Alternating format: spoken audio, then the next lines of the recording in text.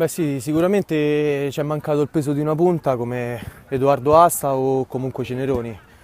Avere un punto di riferimento là davanti è molto importante per qualsiasi squadra, quindi un po' l'abbiamo sofferta questa cosa, però ci siamo stretti parecchio, avevamo bisogno di 3 punti contro una diretta interessata al momento per la salvezza, obiettivo stagionale che insomma non era prefissato, però tutto sommato insomma 3 punti portati a casa, una buona vittoria, siamo soddisfatti così.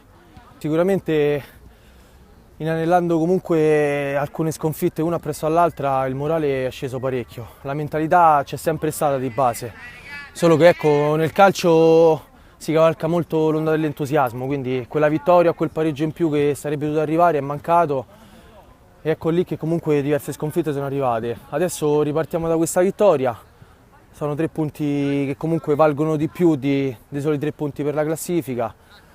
Ci serve tanto per la mentalità, tanto per il morale e soprattutto per la classifica, che sicuramente non ci premia visto comunque l'impegno che abbiamo sempre espresso in campo, questo sì, quindi un applauso a tutti quanti i miei compagni che oggi ci hanno messa tutta. Complimenti, in bocca al lupo a Pagano allora. Crepi.